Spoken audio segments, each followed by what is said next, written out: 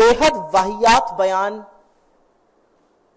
इस देश को सुनने को मिला और वो सुनकर बहुतों का सिर शर्म से झुक गया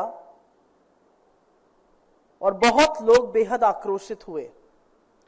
और ये बयान और इस तरह के बयान देने में उनको पारंगत हासिल है, लेकिन अब वो सिर्फ एक फिल्म एक्टर नहीं, भारतीय जनता पार्टी की सांसद हैं,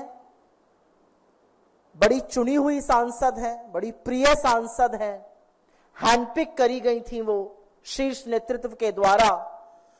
कंगना रणावत ने कल कहा कि किसान आंदोलन के जो किसान थे उनको बलात्कारी और हत्यारा बताने का काम किया। इस देश के अन्नदाताओं के खिलाफ ऐसे शब्द शायद ही किसी राजनेता ने इस देश के लंबे इतिहास में कभी बोले हों।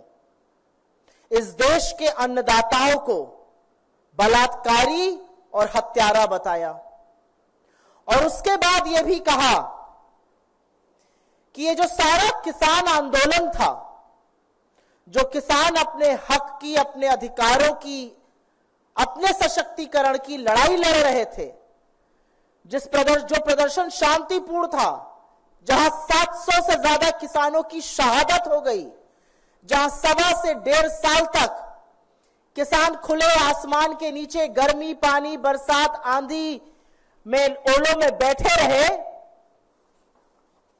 वहां पर इनका कहना है कि ये अमेरिकी और चीनी शक्तियां ऐसा कर रही थी। अमेरिका और चीन हमारे देश में दखलंदाजी कर रहा था, अस्थिरता पैदा कर रहा था किसान आंदोलन करा के। तो जाहिर है इस पर आक्रोश होना था। जाहिर है इस देश की रीढ़ की हड्डी किसान है।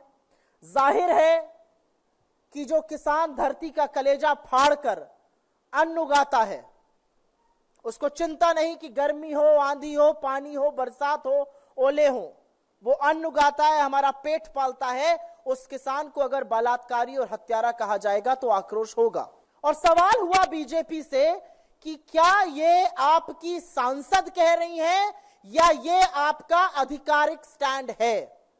क्या आप भी आंदोलन करने वाले किसानों को, हक के लिए लड़ने वाले किसानों को हत्यारा और बलात्कारी बताते हैं? क्या ये आपकी सरकार का मत है? क्या ये आपका मत है? अपना स्टैंड क्लियर कीजिए। तो आज एक रेयर मूव में, क्योंकि हरियाणा का चुनाव भी पास में है और आगामी हार तो ऐसी है कि चुनाव टालने की मांग हो रही है। पता है कि 240 पर लाकर देश के मजदूर और किसानों ने सबक सिखाया है, अभी हरियाणा बिस्तर बोरिया बंधवाने वाला है।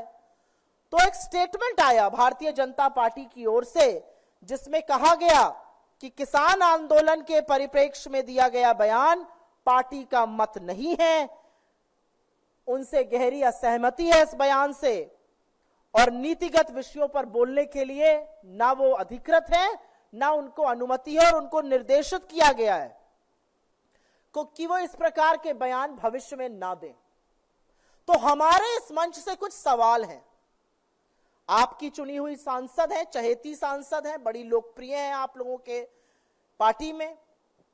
अगर ये उनका मत नहीं है, अगर आपकी पार्टी का ये मत नहीं है, तो निकाल बाहर करिए ऐसे सांसद को। ये मैं हृदय से माफ करने वाली राजनीति अब नहीं चलेगी 2024 में। प्रज्ञा ठाकुर गोडसे की पुजारी को हृदय से माफ नहीं कर पा रहे थे, अब ये हमारा मत कह के पलड़ा झाड़ने हम नहीं देंगे। अगर ये आपका मत नहीं है तो इस देश के किसानों के खिलाफ जिसने इस तरह की बात की है उसको किसी कीमत पर संसद में बैठने का हक नहीं है। निकाल बाहर कीजिए अपनी पार्टी से, हाथ जोड़ के माफी मंगवाइए किसानों से, और अगर ये सब कुछ नहीं कर सकते तो आप खुद माफी मांगिए इस देश के किसानों से।